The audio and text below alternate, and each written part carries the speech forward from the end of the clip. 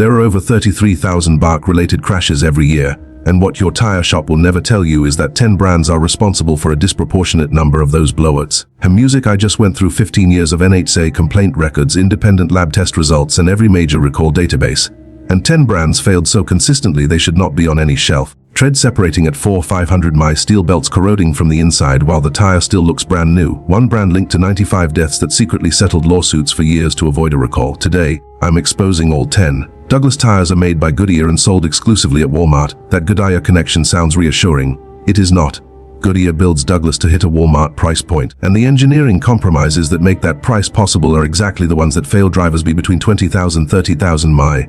Well before the 50,000 mi warranty Walmart advertises on the label. The documented failure pattern is accelerated cupping. Cupping is a scalloped uneven wear pattern across the tread blocks that develops when the rubber compound is too soft to resist the deformation forces of normal driving. The result is a thumping helicopter-like noise at highway speed that gets progressively worse over time. Most owners describe it as unbearable well before the warranty mileage is reached. That noise is not just uncomfortable.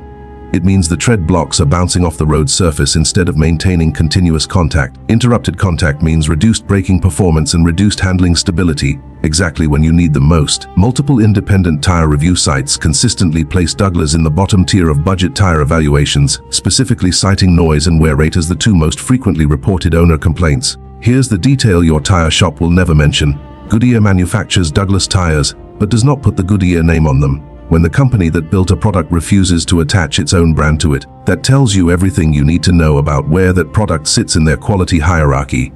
Buy Douglas once and you will buy tires again sooner than you planned. Axeler is an Indonesian brand that packages budget tires and aggressive performance branding, sporty tread patterns, enthusiast model names, marketing imagery aimed at drivers who want performance results without paying performance prices. The wet weather performance does not exist at any price.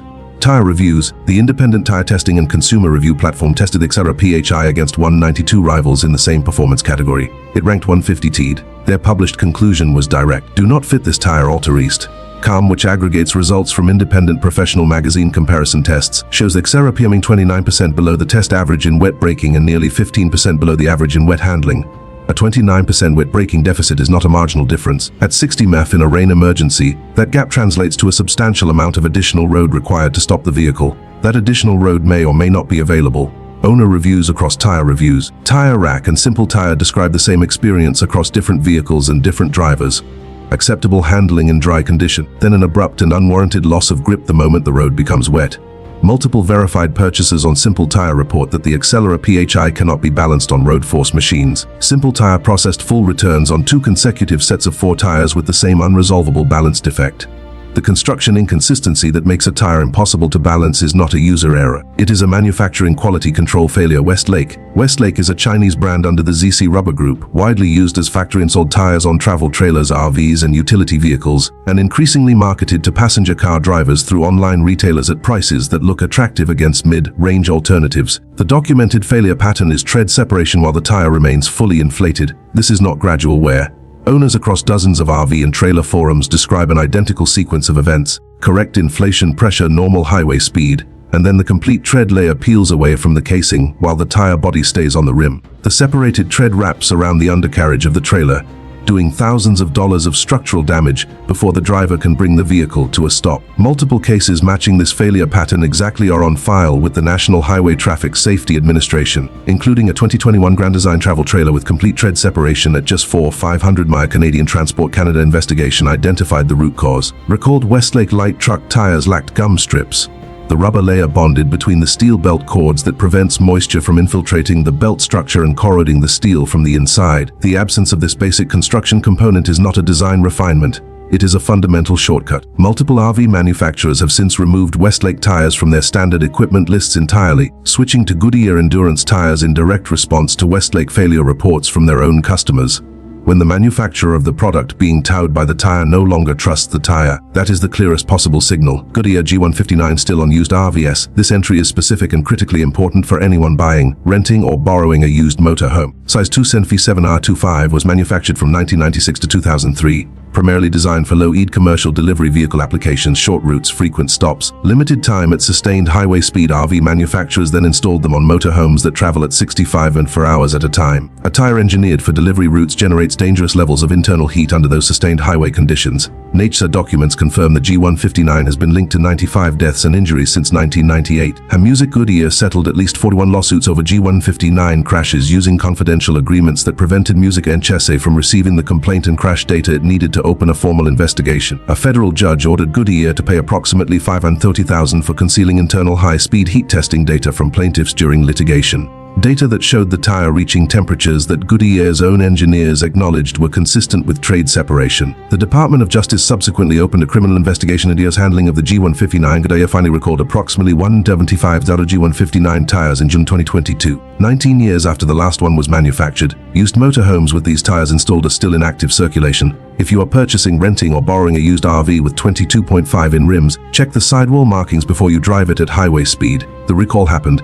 The tires did not all leave the road. Firestone Destination Series. Firestone's tread separation record is documented across 5 decades and 5 separate recall events. In August 2000, Bridgestone found 14.44 million tires after NHTSA confirmed that tread separation failures on the radial ATX ATX2 and Wilderness AT lines were directly connected to 271 deaths and more than 500 injuries in the United States. An additional 46 people were killed in Venezuela, where Ford had quietly been replacing the same tires since 1999 without notifying American regulators. Congressional hearings established that both Ford and Firestone had internal data identifying the tread separation risk in 1996, 4 years before the public recall was announced. The tread separation with that recall in 2009, Firestone voluntarily recalled 127,000 R380 tires for music tread distortion and separation. In 2017, another Firestone recall covered F 561 tires for the same documented defect. In 2018, a Bridgestone recall included Firestone FS18 tires with exposed steel cord wrists identified during road testing. The current Firestone Destination Truck and SU Music line, the tire sold today at $120 to $100 NT per tire at Walmart and major retailers, is manufactured by Bridgestone, but receives a lower tier of engineering investment than Bridgestone branded products from the same parent company. Bridgestone reserves its higher quality construction standards for the premium brand. Firestone gets a different allocation. That gap is not visible on the shelf. It shows up on the road. Kumho Extra Series. Kumho is a South Korean manufacturer with over 60 years in production and wide availability at major North American retailers and on online platforms. The X Series is specifically marketed as a performance tire at an accessible price. The positioning that attracts drivers who want genuine performance capability without paying Continental or Michelin prices. The gap between that positioning and the documented wet weather performance is the core problem across multiple structured comparison tests published by independent European and North American automotive media. The Kumho Extra Series consistently places in the lower portion of the comparison field in wet braking and wet handling categories. The failure mode documented in owner reviews across Tire Rack, Discount Tire, and Tire Reviews is abrupt rather than progressive. Dry conditions produce handling that reviewers describe as competitive and acceptable for the price. Then the surface becomes wet and the grip changes suddenly without the gradual feedback that allows a driver to sense the approaching limit and reduce speed accordingly. Abrupt grip loss is the most dangerous characteristic a tire can have in real-world driving. Progressive grip reduction gives the driver a warning interval. Sudden grip loss in a corner or during an emergency braking event gives the driver nothing. At highway speeds, the additional stopping distance created by a tire with documented wet braking deficits can be the entire margin between an avoided accident and one that is not. The X-Trick makes sense on paper. The wet weather performance data does not. Triangle Tire is a Chinese manufacturer with one of the largest production volumes in the global budget tire market. The brand is sold widely through online retailers at prices that compete at the very bottom of the market, and the results from independent testing reflect exactly that position. Music, the Triangle TR968. The brand's most widely available performance tire model was evaluated by Tire Reviews in direct comparison against 192 competitors in the same tire category. It placed 179th. The primary documented failure areas are wet grip and wet braking. Owner reviews on Tire Rack and multiple tire retail platforms consistently report two patterns. Wet traction that requires the driver to reduce speed significantly below normal conditions to maintain a safe margin, and tread wear that begins unevenly within the first 10,000 miles and accelerates from that point. The cost calculation that makes Triangle tires look like a smart decision at the point of purchase does not survive honest accounting across full ownership. A tire that wears unevenly requires earlier replacement. A tire that produces substantially longer wet stopping distances carries a risk cost that does not appear on any price tag. Mid-range alternatives from brands like Handuk Nexen, Hamusic or General Tire cost more per tire at purchase, but deliver measurably better wet performance and longer, more even tread life. The total cost across 40,000 mi of realistic driving almost always favors the mid-range option over Triangle at any of their price points. Triangle also provides a minimal warranty, typically 2 months on some models come to the 40,000 to 60,000 mi warranties common among mid-range competitors. That warranty gap alone is a signal about what the manufacturer expects the product to deliver over time.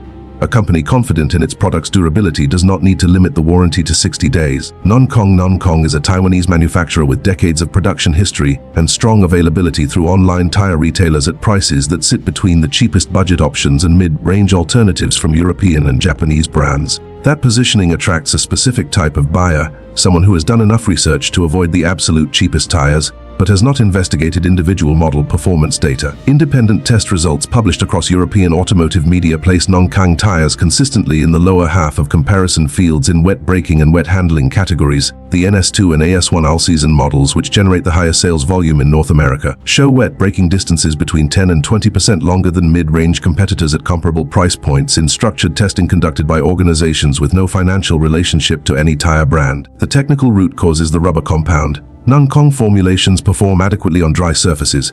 The compound does not generate sufficient grip when wet. That difference is invisible when you look at the tire on the shelf.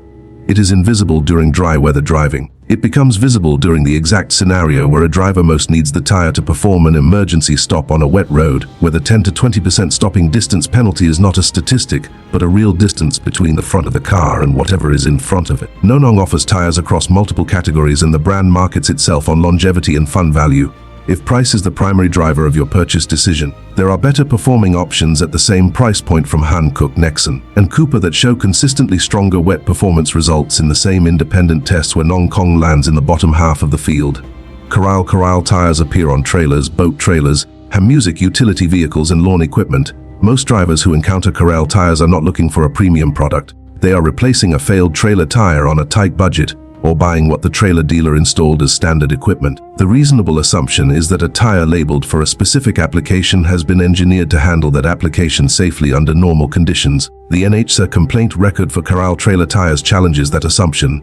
The complaint database contains multiple documented reports of Carlisle trailer tires failing through sudden sidewall blowout, not at the end of their service life, not from overloading, but at loads and speeds within the tire's stated specifications with inflation pressures recorded as correct at the time of the incident. A sidewall blowout on a trailer being towed at highway speed is not the same event as a flat tire on a passenger car. A trailer blowout at 60 mph creates an immediate and violent fishtailing response that can pull the tow vehicle across lane lines before the driver can react. Carlisle trailer tires are frequently the lowest cost option available both at point of sale on new trailers and as replacements. Trailer dealers install them because they reduce the price of the unit. That price advantage disappears entirely at the first blowout, and the total cost of a blowout event including towing, tire replacement, trailer damage, and the potential cost of an accident far exceeds any savings accumulated at the point of original purchase. If you own a trailer currently running Carlisle tires, check the sidewall date code. The 4-digit date code tells you the week and year the tire was manufactured. Any trailer tire more than 5 years old, regardless of how much tread remains, should be replaced. Rubber degrades from the inside out, and a tire that looks acceptable on the outside can have compromised internal structure that only reveals itself under highway load. Falken ZX series. Falken is a Japanese brand that manufactures genuinely good tires. The Wild Peak all-terrain line receives consistent, strong recommendations from independent reviewers and delivers legitimate performance in off-road and mixed surface use.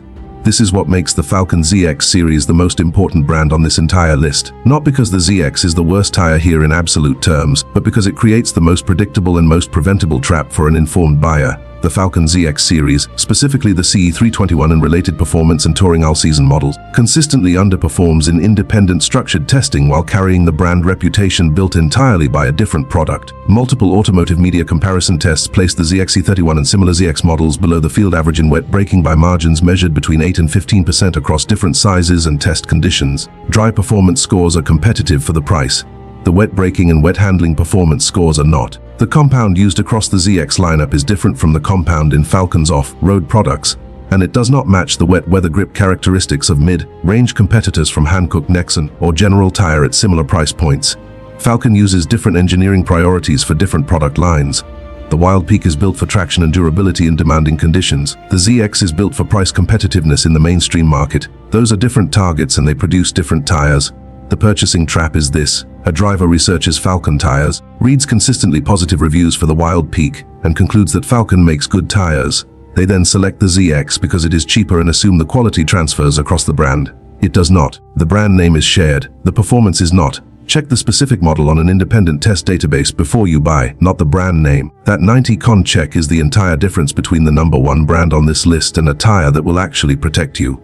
Have you ever had a tire fail on one of these brands? Drop it in the comments. Next video, 10 tire brands that actually lasted 70,000 miles. Thanks for watching.